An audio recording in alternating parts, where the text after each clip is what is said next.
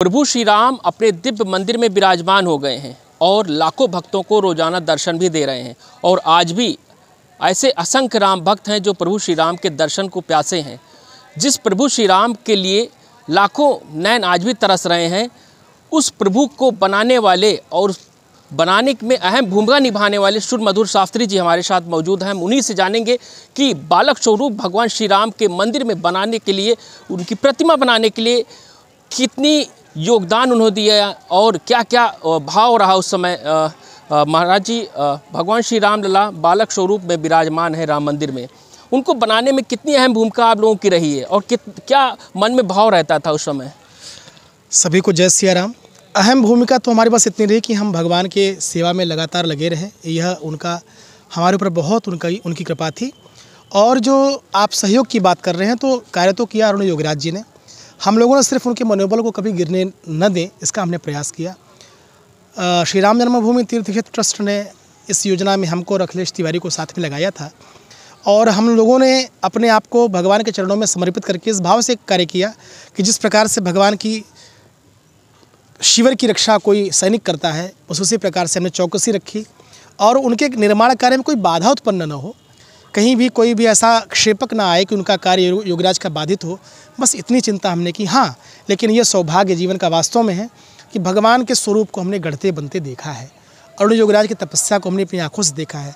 एक ऐसा कलाकार जो विगत 7-8 महीनों से अपने परिवार से दूर, अपने समाज से दूर, आज के सोशल मीडिया से दूर, और अपने आप को उसने अपने पूरे तन्मयता से भगवान श्री राम के मूर्ति विग्रह निर्माण में उसने लगाया, तो उन कलाकार के प्रति मैं वास्तव में श्रद्धान्वित हूँ। आपने देखा भी कि अरुण योगराज के द्वारा बनाया गया वह मूर्ति जो जिसमें भगवान श्री राम विराजित साक्षात है, प्राण प्रतिष्ठा की बात उन्होंने जहाँ कहा भी कि मूर्ति बदल गई, मूर्ति नहीं बदल गई, मूर्ति का दृष्टिकोण बदल गया, उसका भाव बदल गया। जब नेत्रों मिलने के बाद भगवान के जब नेत्र से पट हटाए गए और माननीय प्रधानमंत्री श्री नरेंद्र मोदी जी ने जाके भगवान के चरणों में प्रथम पुष्प अर्पण किया और कैमरा के द्वारा पहली बार भगवान के जब दर्शन कराया गया, तो मैंने देखा, मैं उस परिसर में भी उपस्थित था, क्या वीआईपी और क्या वीवीआईपी सभी अपने आप स्वतः बड़े भाव भंगिमा से खड़े हो गए थे और सबकी आंखों से श्रद्धा के झरझर आंसू बह रहे थे। यह आंसू इसके लिए नहीं थे कि भगवान के दर्शन, यह आंसू उसके लिए थे जिन्होंने तपस्या, त्याग और समर्पण को सतत देखा है। ऐसी बहुत सी पीढ़ियाँ जिन्होंने अपने परिवारों का बलिदान दिया है, जिन्होंने अपने जीवन का बलिदान दिया है, ऐसे सभी के समर्पण के प्रति वो श्रद्धा के आंसू थे। और भगवान इतने वर्षों बाद, 500 वर्षों के संघर्ष के बाद, संतों के, समाज के, कलाकारों के, मूर्तिकारों के, साहित्यकारों के समर्पण के बाद भगवान इस रूप में अवतरित हुए, बाल रूप में भगवान का दर्शन हुआ। यह देख के संपूर्ण विश्वास राममय हुआ है, यह मैं निश्चित रूप से कह सकता हूँ। प्रभु श्री राम का जब लाखों भक्त दर्शन करते, कितनी मनमोहक तस्वीर है। मतलब ऐसा लगता है कि बालक स्वरूप भगवान श्री राम जैसे मुस्कुरा रहे हों। आपने देखा होगा, है ना? तो कितना मोह लेता है। लाखों राम भक्त आज भी वो हैं जो आज भी दर्शन नहीं कर पाए, आज भी कतार में खड़े हुए अपनी बारी का इंतजार करते हैं। तो कितना आप अपने आप को सौभाग्यशाली मानते हैं? नहीं, मैं तो अपने आप को परम सौभाग्यशाली मानता हूँ कि वास्तव में भगवान का जो दर्शन है, दर्शन तो किसी को भी लुभावना करता है, लेकिन रामलला के प्रति जो स्नेह देश में है, भगवान को अरुण योगराज ने कभी भी मूर्ति कह के संबोधित नहीं किया, कभी उन्होंने स्कल्पचर प्रयोग शब्द नहीं किया। हाँ, वो मूर्ति शास्त्र का शब्द प्रयोग करते थे नाम, और हमेशा अपने मूर्ति को उन्होंने राम लल्ला ही कहा। लल्ला की मूर्ति बना रहा हूँ, ऐसा उनके मन में हमेशा भाव रहता था। और उनके मन में कहीं ना कहीं अभिभावक का भाव था कि मैं इस मूर्ति का अभिभावक बनकर इसकी सेवा कर रहा हूँ। उस मूर्ति के भीतर उनके अंग प्रत्यंग का वर्णन करते हुए उनका निरूपण करना, धीरे धीरे छोटे छोटे आभूषणों को बनाना, यह योगीराज ने बड़े ही ध्यान से किया है। और मैं आपको बताऊं कि जब हम सभी गर्भगृह में उनका श्रृंगार कर रहे थे, तो श्रृंगार करते समय, उनकी सेवा करते समय हमें यही भाव रहा था कि हमारा ये परम सौभाग्य, हमारे माता पिता का, हमारे गुरुजनों का, हमारे ऋषि मनीषियों का, हमारे संस्कारों का, हमारी परंपराओं का हम पर अहेतुक हमारे ऊपर कृपा है, जिनके माध्यम से आज हम भगवान के इतने निकटस्थ होने का हमें सौभाग्य मिला। और विशेषतया श्री राम जन्मभूमि तीर्थ क्षेत्र ट्रस्ट के महासचिव माननीय श्री चंपत राय जी का बहुत मैं आभारी हूँ, जिन्होंने मुझे इतने गंभीर दायित्व, गुरुतर दायित्व उन्होंने लगाया। उनके विश्वास पर हम लोग खरे उतर पाए, यह भगवान की ही कृपा थी। कितना समय लगा भगवान श्री राम का मूर्ति बनाने में? और वो जब मूर्ति उभार रहे थे तो बताते हैं कि जो नेत्र थी, उस नेत्र पे छीड़ी जो हथौड़ी थी वो चांदी और सोने की थी। ये क्या है पूरा? हाँ, मूर्ति शास्त्र में एक विषय ये आता है कि जो मूर्तिकार भगवान की मूर्ति बनाते हैं पहले तो राजाओं के यहाँ कलाएँ संरक्षित थीं, तो राजवंश के द्वारा उनको स्वर्ण की छेनी और चांदी की हथौड़ी प्रदान की जाती थी, जिसके द्वारा वो श्री विग्रह के नेत्रों का निर्माण करते थे। उसी परंपरा का ध्यान रखते हुए, शास्त्र पक्षों को विचार करते हुए श्री राम जन्मभूमि तीर्थ क्षेत्र ट्रस्ट द्वारा उनको स्वर्ण की छेनी और चांदी की हथौड़ी प्रदान की गई, जिससे उन्होंने नेत्रोन्मिलन के नेत्र निर्माण के मुहूर्त में ही, सर्वार्थ सिद्ध योग मुहूर्त में उन्होंने भगवान के नेत्रों को आकार दिया। और वो नेत्र इतने मनमोहक हैं, जो विश्वात्मा श्री राम को देखता है वह उन्हीं का बन के रह जाता है। बांके बिहारी की प्यारी छवि श्री वृंदावन में मोहती है, तो मर्यादा पुरुषोत्तम भगवान श्री रामचंद्र की छवि श्री अयोध्या जी में सबको मोह लेती है और सभी भक्तों के हृदय को वो आप्लावित करती है। योगीराज की तपस्या, उनके पिताजी, मुझसे उन्होंने एक चीज़ बहुत अच्छी शेयर की कि लोग उनको योगीराज योगीराज कह रहे हैं। उनका मूलतः नाम अरुण है, योगीराज उनके पिताजी का नाम है। तो उनको बड़ा इसका दर्द भी था कि उनके पिताजी सशरीर इस पृथ्वी पर नहीं है। वो कहते थे शायद मेरे पिताजी होते तो उनको बड़ी प्रसन्नता होती कि नाम उनका बहुत प्रचारित हो रहा है। हर पुत्र को यह गर्व की अनुभूति होती कि उसके साथ उसके पिता का नाम लिया जाए, और हर पिता को यह गर्व की अनुभूति होती कि उसके सामने ही उसका पुत्र सफल होता हुआ दिखाई दे। मैसूर राजवंश में उनके पूर्वजों ने बहुत सेवाएं दी हैं। उनके दादाजी ने मैसूर राजवंश के शिल्पी के रूप में सतत कई मूर्तियां बनाई हैं, और अभी भी अरुण योगीराज ने, मैं बताऊं आपको कि केदारनाथ में भगवान आदिगुरु शंकराचार्य की मूर्ति उन्होंने निर्मित की, जिसका उद्घाटन नरेंद्र मोदी जी ने उस समय किया था। और कर्तव्य पथ पर नेताजी सुभाष चंद्र बोस जी की भी मूर्ति अरुण योगीराज जी ने ही बनाई। वो भी आकर्षित है, सबका दिल मोह लेती है, और नेताजी के इतने सौम्य स्वरूप को उन्होंने वहाँ प्रदर्शित किया है कि जो सबको वीरत्व की भावना की ओर अग्रसरित करता है। और उसी भाव में भंगिमा के साथ और अपनी परंपरा का चिंतन करते हुए अरुण योगीराज जी ने भगवान श्री राम की मूर्ति का भी निर्माण किया है। अच्छा, भगवान श्री राम की नेत्र बनाने से पहले किन बातों का ध्यान रखा गया और कितना वक्त लगा भगवान श्री राम के नेत्र को बनाने में, फिर महज नेत्र को बनाने में? सिर्फ नेत्र को बनाने में तो मात्र 20 मिनट का समय लगा, क्योंकि वो मुहूर्त था, एक 40 मिनट का मुहूर्त था, किंतु क्योंकि वो परंपरागत उनके हाथ में कला छिपी हुई थी, उसने बहुत कम समय में इस कार्य को किया। और भगवान के नेत्र को बनाते समय जैसा वर्णन भगवान श्री रामचंद्र के विषय में पूज्यपाद गोस्वामी तुलसीदास जी ने श्रीमद् रामचरितमानस में किया है, वाल्मीकि जी ने श्रीमद् वाल्मीकि रामायण में किया है, इन सभी संदर्भों को योगीराज ने पढ़ा है, समझा है। अयोध्या के पूज्य संतों से उन्होंने वार्ता की है, अयोध्या की परंपराओं के अंतर्गत चिंतन करने वाले ऋषि तपस्वियों से उन्होंने चर्चा की है।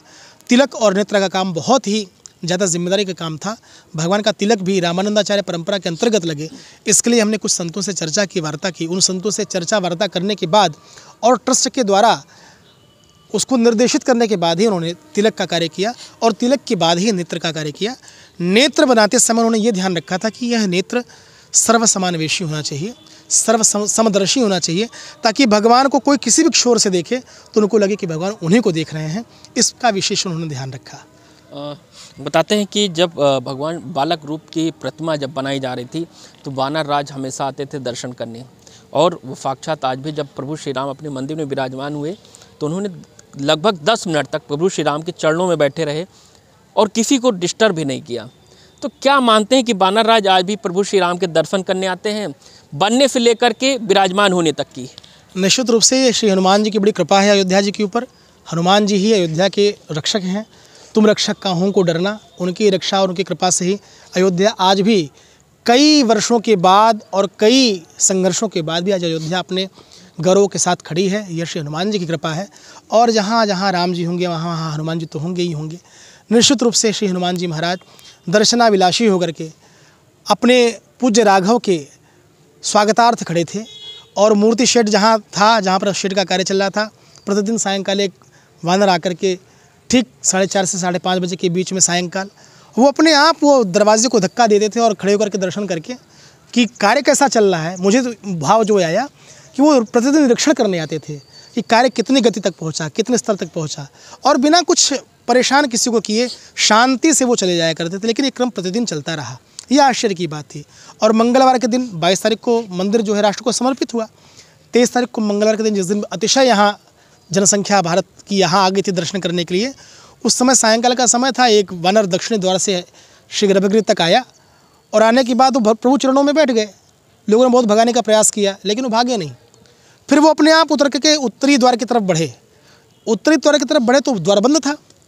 उन्होंने किसी को परेशान नहीं किया, और जिधर से हमारे भक्तगण प्रवेश कर रहे थे श्री गर्भगृह के लिए, उसी द्वार से झूमते हुए निकल गए।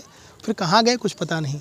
तो साक्षात श्री हनुमान जी अवश्य होंगे, ये मेरी श्रद्धा है, मेरी आस्था है, और यह कई बार ऐसा अनुभव अयोध्या ने किया कि जब जब अयोध्या पर संकट आया है तो श्री हनुमान जी ने उस संकट का निवारण किया है। संकट मोचन उनका नाम है। तो जब संकटों को निवारण किया भगवान ने प्रत्यक्ष अपने स्वरूप में आकर के, तो मंगल की वेला है। मंगल के दिन, मंगलवार के दिन हनुमान जी के सबको दर्शन वहाँ प्राप्त हुए, उनमें हम लोग भी थे। यह सौभाग्य का विषय है। ये मानते हैं कि भगवान कोतवाल रूप में ऐसे विराजमान है और हमेशा प्रभु की सेवा में हमेशा लगे हुए थे, और फिर विराजमान होने के जस्ट बाद उन्होंने प्रभु के दर्शन किए, ये जरूर मानते हैं। निश्चित रूप से यह संपूर्ण देश के राम भक्तों के लिए, सभी सनातनियों के लिए गर्व का विषय है।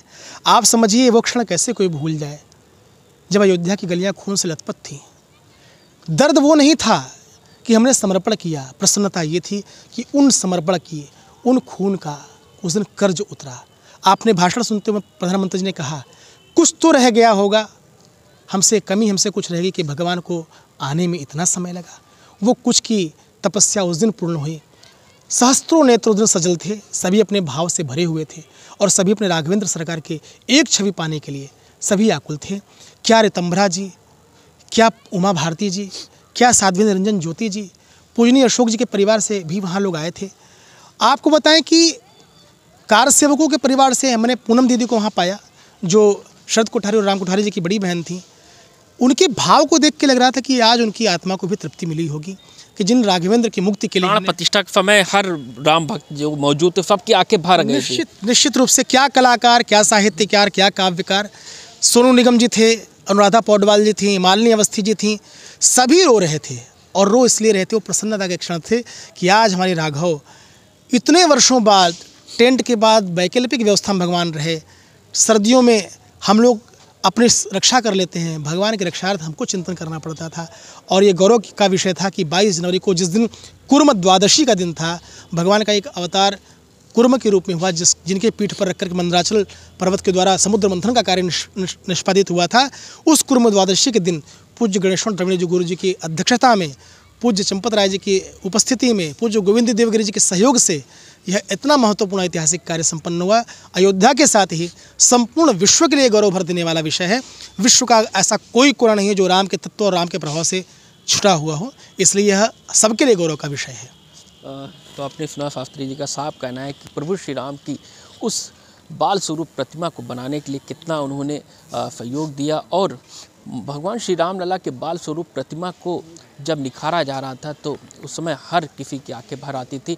और भगवान श्री राम के नेत्र को बनाने के लिए महज 20 समय का वक्त लगा, और नेत्र बनाने में जो है सोने की छीनी और चांदी के हथौड़े का प्रयोग किया गया। तो कहीं ना कहीं जो भगवान बाल स्वरूप भगवान श्री राम लला की प्रतिमा है वो हर राम भक्तों के मन को मोह ले रही है, क्योंकि जिस तरह से भगवान श्री राम लला के भक्तों का जो जमावड़ा है अयोध्या में, लगातार रोजाना लाखों भक्त भगवान श्री राम लला का दर्शन कर रहे हैं।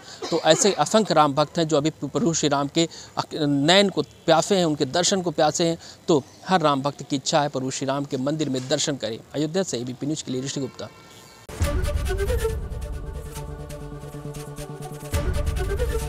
एबीपी गंगा, खबर आपकी, जुबान आपकी।